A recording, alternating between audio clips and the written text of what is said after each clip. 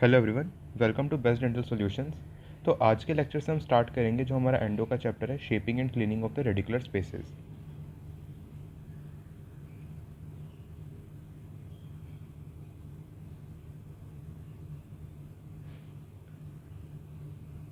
ठीक है। जो आरसीटी हमारा जो एंडो ट्रीटमेंट होता है आरसीटी, उसमें क्या होता है, शेपिंग एंड क्लीनिंग बहुत इंपॉर्टेंट स्टेप होता है। ठीक है। तो जो एंडो ट्रीटमेंट है उसके 3 फेजेस होते हैं, सबसे पहले बुक में ये बताया हुआ है। 3 फेजेस कौन कौन से हैं? सबसे पहला है एक्सेस कैविटी प्रिपरेशन। तो ये हमने हमने कवर कर लिया पिछले चैप्टर में। ठीक है। उसके बाद क्या करेंगे? उसके बाद हम करेंगे shaping and cleaning of root canal.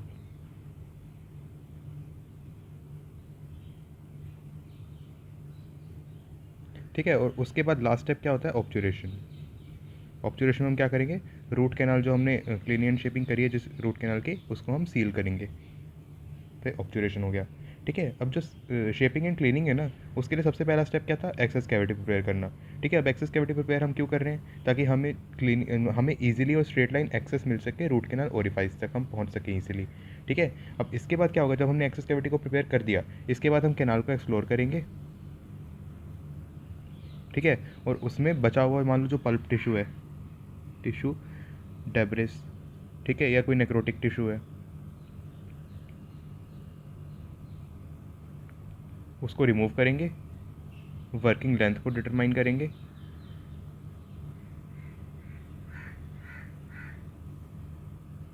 Verify करेंगे वर्किंग लेंथ को। और उसके बाद इंस्ट्रूमेंटेशन वगैरह करेंगे। इंस्ट्रूमेंटेशन, इरिगेशन करेंगे उसके बाद, डिब्राइडमेंट, और फिर उसके बाद प्रॉपर डिसइंफेक्शन करेंगे।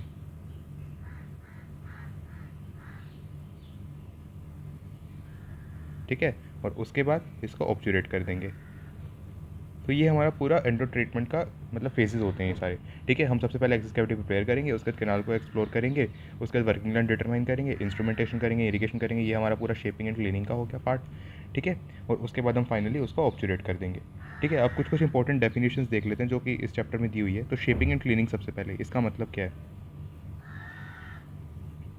तो शेपिंग एंड क्लीनिंग का क्या मतलब है? इसमें ना पल्प टिश्यू और डेब्रिस को कैनाल से रिमूव करना है, यानी कि removal of pulp tissue and debris from canal. ठीक है। और उसके अलावा कैनाल को हम ऑब्चुरेट करने के लिए शेपिंग करेंगे, and shaping the canal for proper obturation. ठीक है। तो ये होती है हमारी शेपिंग एंड क्लीनिंग। अब एक पल्पेक्टमी क्या होती है? पल्पेक्टमी, या इसको पल्प एक्सट्रैक्शन भी बोलते हैं। तो इसका क्या मतलब है? इसमें क्या होगा? नॉर्मल या डिजीज जो हमारा पल्प है उसको हम कंप्लीटली रिमूव कर देंगे। ठीक है। उसके बाद नेक्स्ट है हमारा डिब्राइडमेंट। तो डिब्राइडमेंट में क्या होता है? जो हमारा फूड डेब्रिस वगैरह है, फूड डेब्रिस, नेक्रोटिक पल्पल टिश्यू, ठीक है, ये जो कैनाल में डिपॉजिट हो चुका है, कैनाल में जो डिपॉजिट हो चुका है, हम उसको निकालेंगे। ठीक है। उसको क्लीन करेंगे। तो ये होता है हमारा डिब्राइडमेंट, यानी कि जो फूड डेब्रिस वगैरह प्रेजेंट है कैनाल में, नेक्रोटिक पल्प वगैरह प्रेजेंट है, उसको जो हम हटाएंगे, वहाँ से क्लीन करेंगे कैनाल्स को, उस प्रोसेस को बोलेंगे डिब्राइडमेंट। ठीक है। अब ये जो क्लीनिंग एंड शेपिंग हम कर रहे हैं, इसकी इंपॉर्टेंस क्या है, यानी कि क्यों ज़रूरी है ये? Importance of cleaning and shaping. ठीक है। तो अगर मान लो कैनाल को प्रॉपरली हमने क्लीन नहीं किया, if canal not clean properly, तो हम कितनी भी अच्छी ऑब्जर्वेशन कर लें, ठीक है, कितनी भी परफेक्ट ऑब्जर्वेशन कर लें, लेकिन उसका क्या होगा? फेलियर हो जाएगा, फेलियर ऑफ ऑब्जर्वेशन। ठीक है। अब इसके ऑब्जेक्टिव्स क्या क्या होते हैं, कि हमें क्या क्या ध्यान, मतलब क्या क्या हमारे एम्स और ऑब्जेक्टिव्स है, objectives of cleaning and shaping. तो ये दिए थे शिल्डर ने। तो शिल्डर ने ऑब्जेक्टिव्स को क्या किया? 2 पार्ट में डिवाइड कर दिया। एक तो है हमारे मैकेनिकल ऑब्जेक्टिव्स, और एक है हमारे बायोलॉजिकल ऑब्जेक्टिव्स। ठीक है। तो सबसे पहले देखते हैं मैकेनिकल ऑब्जेक्टिव्स क्या है हमें। Mechanical objectives. तो मैकेनिकल ऑब्जेक्टिव्स क्या है हमारे? एक तो कैनाल को सबसे पहला ऑब्जेक्टिव क्या है हमारा, कैनाल का शेप कंटिन्यूस होना चाहिए, ठीक है। मतलब ये चीज़ हमें अचीव करनी है, ठीक है। ऑब्जेक्टिव्स हमें अचीव करने हैं, शेपिंग एंड क्लीनिंग में हमें ये सब ऑब्जेक्टिव्स अचीव करने हैं, ठीक है। कैनाल की शेप कंटिन्यूस होनी चाहिए, टेपरिंग होनी चाहिए कैनाल। टेपरिंग का मतलब क्या है, एपाइकली नैरो हुए और कोरोनली वाइड हो, ठीक है। तो इस शेप की होनी चाहिए। फिर अपाइकल जो हमारा फोरामेन है उसको हम जितना छोटा हो सके उतना छोटा रखें, ठीक है, एज स्मॉल एज पॉसिबल, ठीक है। यानी कि उसको वाइड ना करें हम अपाइकल फोरामेन को, ठीक है। उसके बाद कैनाल्स की वॉल जो है हमारी, कैनाल्स की वॉल को हमें ऐसे टेपर करना है कि उसमें जो गट्टा पर्चा है, जो हमारा ऑब्चुलेटिंग मटेरियल होगा गट्टा पर्चा, वो ईजिली फ्लो कर पाए, ठीक है। और फिर कैनाल को क्लीन एंड शेप करते वक्त अपाइकल फोरामेन को हमें डिस्प्लेस नहीं करना, do not displace apical foramen during cleaning and shaping, ठीक है। तो ये हो गया हमारे मैकेनिकल ऑब्जेक्टिव्स। अब बायोलॉजिकल ऑब्जेक्टिव्स क्या है हमारे,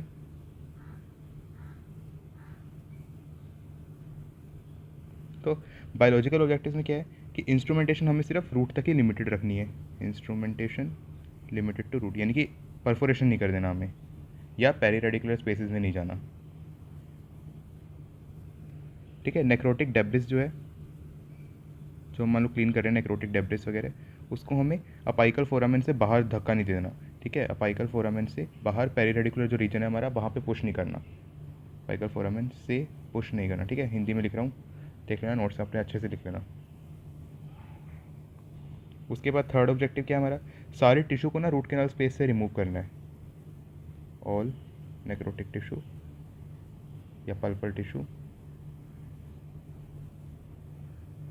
रिमूव कम्प्लीटली। और लास्ट क्या है हमारा, लास्ट ऑब्जेक्टिव हमारा ऑब्जर्वेशन के लिए सफिशिएंट स्पेस क्रिएट करना है, create sufficient space for observation, ठीक है। ये थे हमारे शील्डर के ऑब्जेक्टिव जो शील्डर ने दिए थे हमें, मैकेनिकल और बायोलॉजिकल ऑब्जेक्टिव, ठीक है। अब हमारे गोल्स क्या होते हैं, goals of shaping radicular space.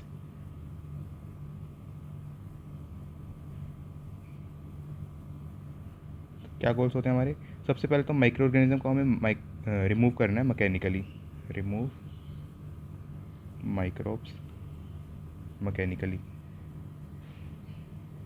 ठीक है, ताकि वो बाद में इन्फेक्शन कोज ना कर सके, सेकेंडरी इन्फेक्शन ना हो वहाँ पे, ठीक है। अब पूरा पल्प टिश्यू हटाने के लिए हमें क्या करना होगा, क्योंकि पल्प के ना कुछ पार्ट्स जैसे हमें क्या होगा, कम्प्लीटली पल्प को रिमूव करना है, कम्प्लीटली रिमूवल ऑफ पल्प,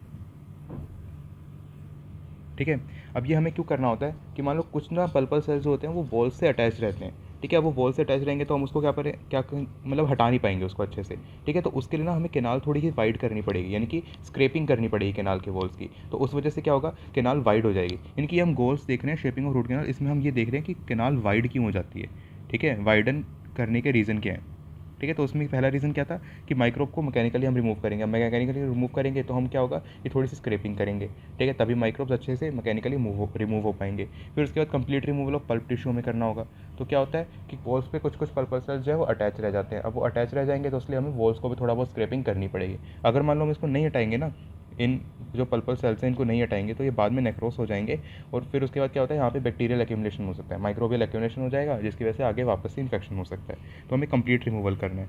उसके बाद इरिगेशन सोल्यूशन को ना अपाइकल थर्ड तक पहुँचाने के लिए, तो हमें इस केस में भी मतलब इस वजह से भी हमें कैनाल को वाइडन करना पड़ता है, ठीक है। ये हम पॉइंट से देख रहे हैं कि हमने क्यों वाइडन करनी पड़ती है कैनाल, ठीक है। उसके बाद फाइनली क्यों होता है, कैनाल को गट्टा पर्चा से मान लो फिल करना ईजी हो जाए, ऑब्जर्वेटिंग मटेरियल को फिल करना ईजी हो जाए, जो वाइड कैनाल होगी, वाइड कैनाल को फिल करना ईजी होगा विद गट्टा पर्चा। तो थोड़ी सी हमें वाइड करनी पड़ेगी कैनाल। ऐसा नहीं कि एकदम पूरी वाइड कर दो, लेकिन इतना हमें वाइड करना पड़ेगा कि हम उसमें अच्छे से माइक्रोब्स को मैकेनिकली रिमूव कर पाएँ, ठीक है, उसमें पल्प टिश्यू कंप्लीट रिमूवल हो सके, इरीगेशन जो है, इरीगेंट सॉल्यूशन जो है हमारा अच्छे से अपाइकल थर्ड तक पहुँच सके, और उसके अलावा जो हमारा गट्टा पर्चा जो ऑब्चुरेटिंग मटेरियल हम फिल करेंगे वो आसानी से अपाइकल थर्ड तक जा सके, ठीक है। तो इसलिए हमें कैनाल को वाइड करना पड़ेगा। तो ये आज का लेक्चर हम इंट्रोडक्शन ही देखा हमने, बेसिकली क्लीनिंग एंड शेपिंग का, और एंडोडोंटिक ट्रीटमेंट के फेजेस देख लिया हमने, ठीक है। 1 मिनट में रिवाइज करवाता हूँ जल्दी से क्या है। तो हमने 3 फेजेस देखे हैं एंडो ट्रीटमेंट के।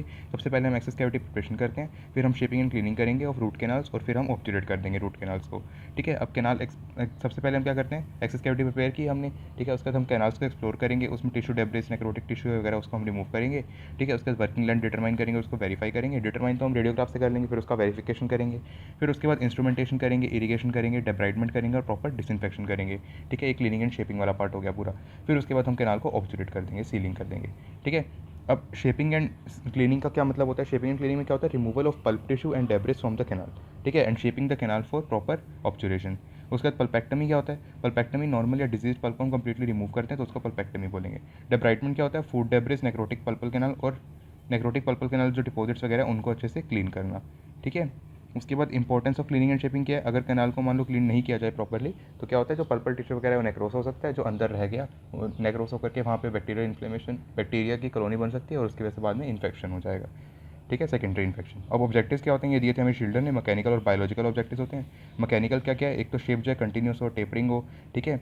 अपाइकल फोरामेन जो है वो एज स्मॉल एज पॉसिबल हो, ठीक है। कैनाल की वॉल्स जो है वो टेपर करे ताकि गट्टा पर्चा आसानी से फ्लो कर सके, और उसके अलावा हमें अपाइकल फोरामेन जो है उसको डिस्प्लेस नहीं करना ड्यूरिंग क्लीनिंग एंड शेपिंग, ठीक है। बायोलॉजिकल ऑब्जेक्टिव्स में क्या क्या है कि इंस्ट्रूमेंटेशन हमें रूट तक ही लिमिटेड रखने, पेरी रेडिकुलर रीजन में नहीं जाना, ठीक है। नेक्रोटिक डेब्रिस है उसको हमें पुश नहीं करना पाइकल फोरामेन से बाहर, ठीक है। अगर मान लो हमने पुश कर दिया तो जो जो मान लो इन्फेक्शन वगैरह है, ठीक है, वो क्या होगा, पेरी रेडिकुलर स्पेस में चला जाएगा, तो वहाँ से पेरी रेडिकुलर इन्फ्लेमेशन या इन्फेक्शन हो सकता है, ठीक है। उसके बाद नेक्रोटिक और पल्पल टिश्यू को हमें कंप्लीटली रिमूव करना है और क्रिएट सफिशिएंट स्पेस फॉर ऑब्चुरेशन। तो ये हमारे बायोलॉजिकल ऑब्जेक्टिव्स हैं। अब हमें कैनाल को वाइड क्यों करना पड़ता है? तो उसके 4 रीजन है। एक तो माइक्रोब्स को हमें मैकेनिकली रिमूव करना होगा, ठीक है। कंप्लीट रिमूवल ऑफ पल्पल टिश्यू के लिए भी हमें करना पड़ता है।